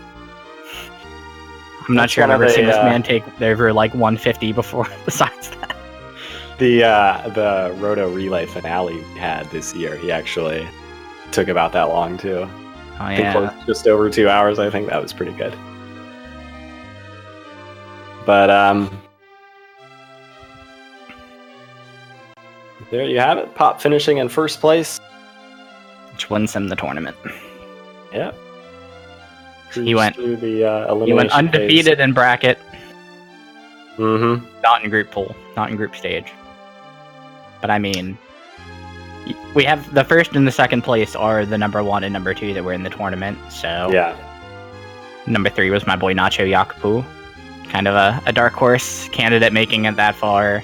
He knocked me into the losers bracket. He actually beats me in a lot of races. Me too. Nacho's secretly really good at this game. But he is actually secretly really good. Yeah, he put both of us into losers then. Then I was in 4th. You and Revenant Kyoku, good old Uncle Mike, tied for 5th. And then we have Game Boy F9, the randomizer creation god, and yes, he does pretty good in any Dragon Quest 1. Be it this actually he had some good runs. Sparky did really, really well as well in polls, because she actually came out as the top of her poll as well, because she beat RK. So just a reminder, everybody who watched this race, I hope you had a great time watching it. We're not going to be done yet. Stay tuned. We're going to have something else going on here, since we may have needed to schedule a second race. Doesn't look like that's going to be necessary. But I'm sure it's been linked at some point. I saw it earlier. Our Discord, if you're interested in learning the run for this game, like you see here, it's less than 2 hours once you get it down. There's a lot of players in our Discord and our community who know the run and would be willing to help you out. There's some guides, both text version and partially video, like up through their first 40 minutes, which is actually thirds of the game, content-wise. I'll link our Discord again. And then any other Dragon Quest games that you're interested in running, we've got a big compendium, guides for and resources for practically almost everything. Everything you can think of, even many of the spin-off games. Like Slime Mori Mori 1 and 3, and Heroes 2, and maybe Swords. I think Swords is in the compendium, but I think it might be those 3 games are the only ones that aren't in the compendium. And we've got great players like Pop from the Japanese community who teaches us things on a daily basis. Pop's entire purpose is really just spreading Dragon Quest around the world and making sure that everyone can love Dragon Quest as much as he does. Yeah, it's great. It's very impressive. We had a Japanese runner set up the path towards a Western Ekiden. Ekiden being the largest Dragon Quest race that is done with nothing but the highest skilled players in Japan each year of Dragon Quest 1 through 6. We've started that with our Roto Relay, which will expand hopefully the next time to 1 through 6 as well.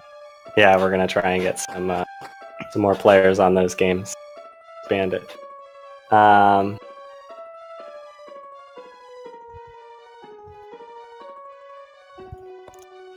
Pop is working his way towards Dragon Quest 2 and 3 world records as well. And now he's started learning Dragon Quest 6. He said he wasn't going to do that until Dragon Quest 2 and 3, but the chance of a Western Ekiden was too much. We would need him as a 6 runner. Dust to Dragon. Oh yeah, if someone else is actually interested in learning Dragon Quest 5 Super Famicom, that would also be really nice, because we need another runner for that. My card's here. Came last week. I'm playing it casually, but yeah, I streamed it casually. It was really fun. I'm chasing that DQ2 Ghost a while longer. Yeah, I need to do 2 more, and then I want to do 3 and 4, and then 5. Dragon Quest 3 is super fun. I want to go back to it. The hope is a 1 through 6 relay. Obviously, it's not all going to be Super Famicom. 1 through 3 are, because they're the shortest, not fully manipulated versions. Yeah. Dragon Quest 4 does not have an SFC version. That would probably be NES. Or 5 will probably be Super Famicom. 6 very well. Oh no, I guess everyone. 5 could end up being DS. 4 will probably be NES. We'll cross that bridge when we get there. Star's crossed the last bridge here. He's getting ready to fight them. He gets to go in with all of his MP. Yeah, he'll have 96 for the start here. 6DS would be far safer, but I don't know. Darko versus Pop is always fun to watch no matter the game. Yeah, they have some good Q3 races all the time. Darko is a madman. Yeah, 3 SFC is probably the absolute most popular Dragon Quest run, because that is the biggest one in Japan and it is huge. If you're If you look on Nico, there is always Dragon Quest III runs going on. Yeah, it's one of the few times on the Nico board you actually have to have a specific time that's good enough to even be on their board. There's like 200 times on it. It's what, sub 4? Sub 330? Yeah, I think so. I think it's 4 hours, which actually isn't that bad. No, it's one of those things where you grasp the general concept. It's like, it's kind of like how with us, like entering Dragon Lord 2 with pretty much the same condition Pop had, so he should 90 to 95%. Fun fact, every time I say "oh my god," that means that he crit. He had kind of a crummy. Meant that every time, but it's like, oh my gosh. He's got a Kaishin, so he should be in good shape as long as he doesn't make a mistake, stays above the appropriate HP line, heals when he's not above it, then he should have no problem dispatching. He's not going to risk it because there's no reason to. No, I mean it would, like I said, it would come down to him making a mistake to cause him to die. As long as he does strategy correctly, there's no way he can lose to the Dragon Lord mathematically. That's why the crit is necessary at 17. Is because we have less MP. Our strength is actually drastically lower too. There's a big boost of strength level. So there we go. Star defeating the Dragon Lord as well. He's gonna finish here just 143, 144 or so. Take your word for it. He doesn't have a timer up. Not a bad time at all for some of the mishaps he had. He definitely struggled in the early part. Oh yeah. The death on the way to death to Cole, death to Axe Knight.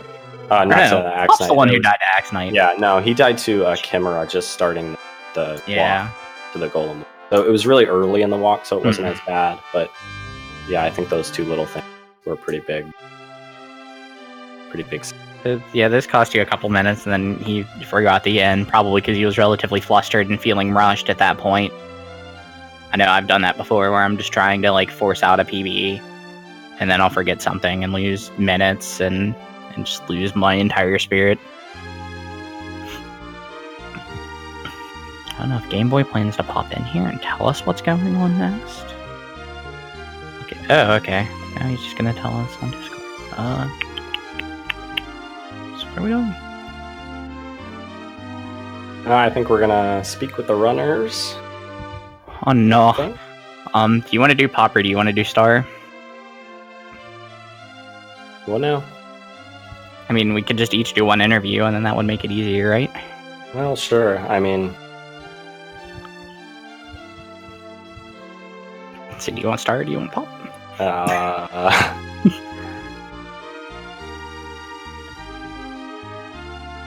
Star's already here, so you interview Star and I'll try and work things out with Pop. Oh, okay, sure. Oh, Star, greetings. Oh, hi. Hi, I'm here. Yes, hello. You finished. It wasn't, That's right.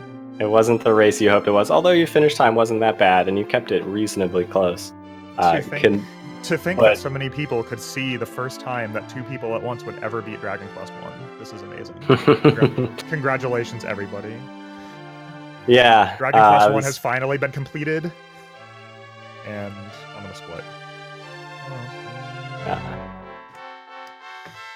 Yeah. 143.04. Not too bad, considering some of your difficulties. Early on, the unfortunate run-in with the Scorpion. Torches did not roll up good enough. And I don't know if you had another medical herb or not, but... I was considering whether I should use the herb or not, or whether I should just swing away. I honestly wasn't sure. I ended up swinging. I mean, that could have not worked out anyway. Yeah, no, that's always true. It's a really tough spot, and I've been in it a few times myself and been killed more times than I've gotten out of it, for sure. I'm not actually completely sure how much damage Scorpion can do in that case, but it's I had 5 HP, so that was unpleasant at best. Like he can definitely do 5. Yeah, I think he might be able to do fairly sure of it. 7, maybe. I'm not sure. Let's see. And if it outpaced me, then it would have been an issue. But he's pretty slow at that point too. It was like that whole thing was kind of just a really unfortunate, questionable position to be in general. Yeah, no, the torches are supposed to kill the scorpion, and you're supposed to get 16 experience, and you're supposed to be happy about it. But yeah, I'm supposed to, you know, 2% of the time, you know, you get roughed up by the tough guy scorpion. So he actually okay. So scorpion at that point actually swings for minimum 5. Yeah, without the glows yet. Yeah. All right. That's So using herb would have been a better decision, but not like a guaranteed good decision either. Yeah, it's definitely not how it's supposed to go. But ultimately, herb would have been better with in retrospect. Yeah. Things went, I think, mostly smooth for the two of you up to this point. You both kind of struggled with the death necklace, but you had maybe a little bit longer there. Would have liked. Nothing to do about that though. Golem walk could have been better, but at least I died early. Like, yeah, that's what I was remarking. You definitely died early. Unfortunately, it was the chimera that refused to die. Oh god! Oh my god! That chimera was the best chimera I've ever seen. And then you barely made it through with just enough supplies. I saw you kind of deliberating over the killer wolf because you had no supplies left. Normally that's escape is better than guaranteed escape is better than potential no escape at that point. I knew I would be able to fully heal. I would just have to, like, what was I'd either have half of my life in curative or none.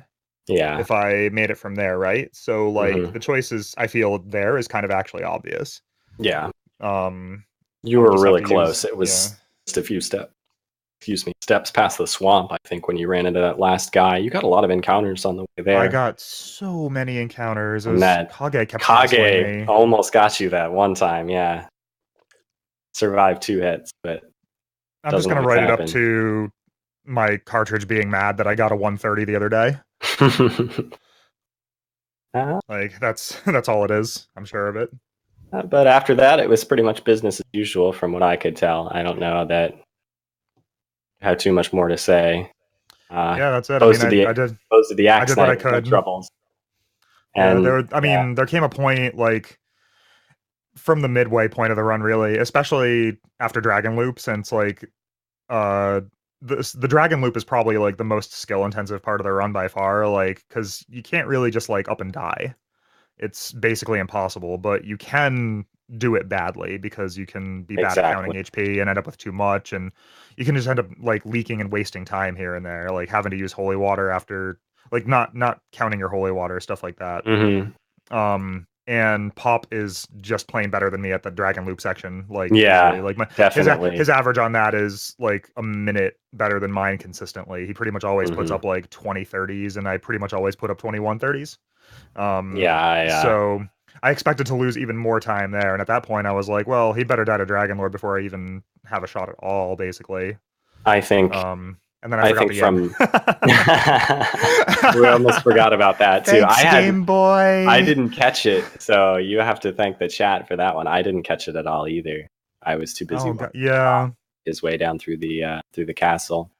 But at some point I would have looked at my HP and gone, just made some sounds that nobody wants to hear. Oh, yeah, no. If you were halfway down, I don't know what you'd do. You'd have to bail. Yeah, you'd just have to cast outside. Like, you ain't gonna beat Dragon Lord that way. You need the MP. No, absolutely. So, it was what it was. So, that's gonna finish you up at 2nd place for the tournament. How did you feel you did overall? Man. Well, I think I did fine. Like, I pulled out a lot of good wins against people on my way to this point. You definitely worked your way through a lot of tough competition in the loser bracket. Yours in my race was ridiculous. Oh, that race was insane. I think me and Game Boy were separated by like no more than 30 seconds. He had a lot of good runs throughout the tournament. He finished, I think, 7th, 8th, but I think he played. What you get for killing played better than that. Game Boy. He put up a lot of good runs. How do you feel about Goldman now?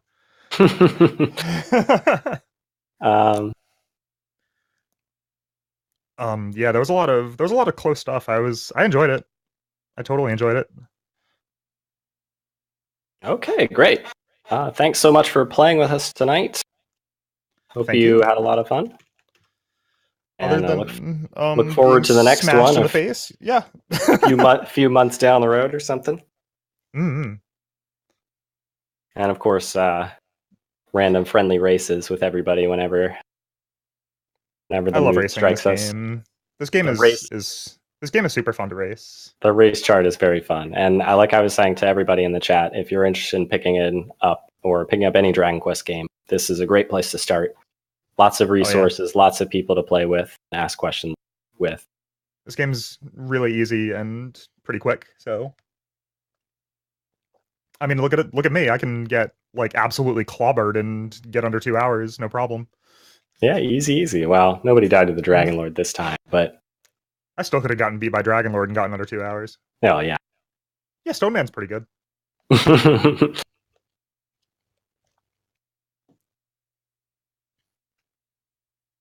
Yeah, emulator's fine. Oh yeah, that's how I got my start. And even if I know Velociraptor 42 got his start playing on an emulator with the English patch. I used to stream DQ3 with English patch, yeah. Mm-hmm. Although I should note, we're not taking English patch times on the leaderboard. Yeah, I mean, there are really strictly because mechanical differences. Yeah, there's kind of more than one problem and with doing undocumented that. But practicing on it helps a lot. Oh, absolutely. And emulator is more than welcome. Mm-hmm. Let's see. I think that's just about it. We got Pop in the channel as well, I think. Hi, Pop. Hi. お疲れ様でした。お疲れ様でした。Hello, everyone. I'm Bob. Congratulations, sir. Very happy. Patch. You've proved the superiority of the Yakuza over silly Westerners once again. The Yakuza paid that Scorpion to have 16 HP. Star, my doubts. My doubts. Hi. My doubts, Merkido Oats. Merkido. Yeah. What else? I think that was it, actually. Yeah. Chimera ner Domdora Oats. Chimera Oats. Chimera. Yeah. 4 Kogeki. 4 Kogeki. Tough guy Chimera. Oh my god, it had like 1 billion HP. Those things have high defense actually for that part. You actually don't hit them that hard. You think you're dealing like 20 damage a swing, you're not. Yeah, like that was kind of another questionable similar to the Scorpion thing though. Basically I figured, all right, I've got a really high chance of like going first and of killing it on the 4th turn. And I actually made it through 4 hits. It went as planned, except that actually didn't kill it. And that was distressing. Oh, and Goremu used all MP and all herbs before Gorem. So no he just but I got Kaishin. No Yakuza. I did Kaishin though, so I can't complain too much about that. I missed that. That was good. But all right, I'll stop talking. Pop can speak. Yeah. I received a message from Rabbits on Discord. この質問に答えたらいいのかなQuestion 1. How did you feel about the run?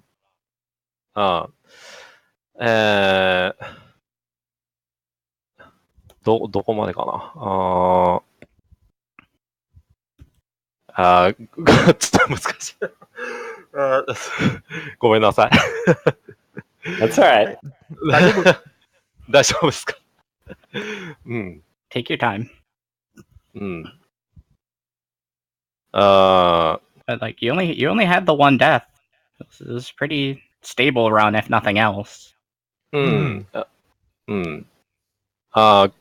Quite good until Devil Knight. He slept forever. Akuma Ichiotsu. Akuma Ichiotsu. 135 with one death to Devil Knight is extremely good. Very fast. Yeah. Other, like, with the amount of time lost from that, this would have been like a low 134 instead if he had beat him the first try. Yeah, he lost a minute, so it would have been, if you remove that, it's a 134.03 instead of 135.03. So it's exactly a minute lost. Very good race time. Devil Knight and Grind was so bad. I thought your grind looked fine. I didn't notice that one bad. But I didn't lose my temper.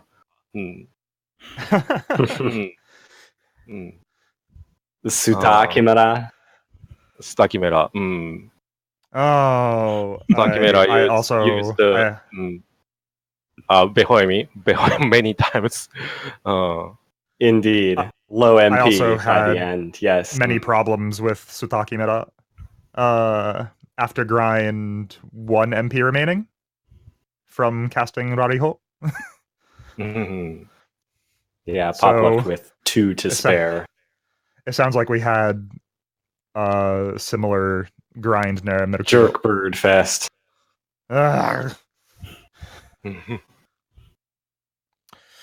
Sutakimura Kusoyaro.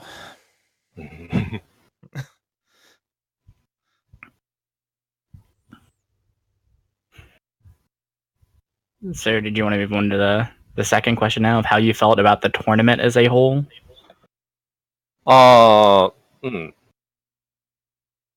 This tournament was very nice plan. To broaden DQ speedrun.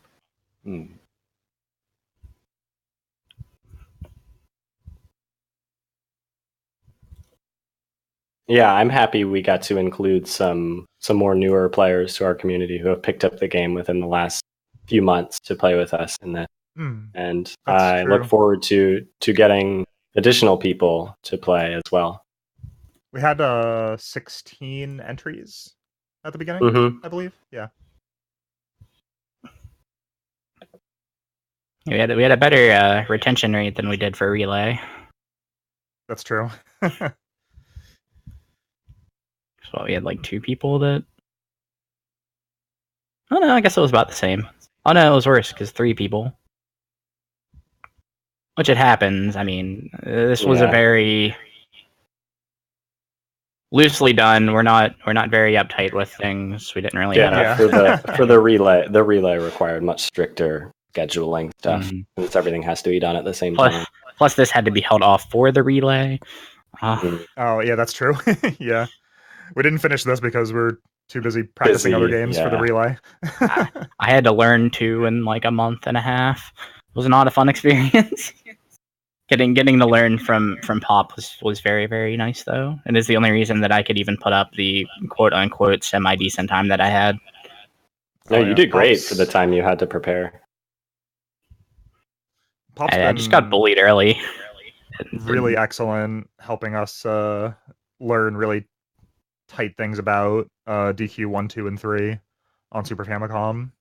He's a roto relay specialist so far, and he's been more than helpful, like critical to developing our understanding of these games. Exactly. Especially 2. He gave me what I was calling my secret Yakuza training, where I ended up learning about things that I don't think Star knows or knew at the time. Yeah. No, you're right. Then I was like, "Hey, Pop told me about this," and Star's like, "Wait, what?" I didn't know that at all. So if anybody who was defending at the end of a turn when you finish a fight, if your next fight is a surprise attack, or if the enemy surprises you, I should say, those characters are still defending. Yeah, they preserve their defense. At the beginning. Really, really remarkable. I had reminds me of Dragon actually seen it before. I didn't realize that's what was going on.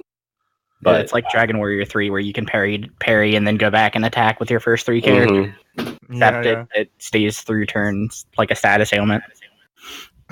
So we are very grateful for Pop-san. Arigatou gozaimasu. Arigatou gozaimasu. Pop also says he has world record in Dragon Quest Dragon Loop. He's aiming for world records for Dragon Quest 2 and Dragon Quest 3, especially Dragon Quest 2. He says he plays that one a lot on his stream. Also learning Dragon Quest 6 Super Famicom version. So if you're not already following TwitchPopPop's channel, there's a link to it in the chat right now. Give him a follow right now. Stop by his channel sometime and say hi. If no one else in the RTA, like the Japanese RTA community, there's no one better to follow than Pop, especially for his lovely singing, because it's mandatory in DQ2 runs. The run is not complete until you sing. I don't think it's quite as mandatory in 3. They're a little bit less strict in that regard, but they're still often singing.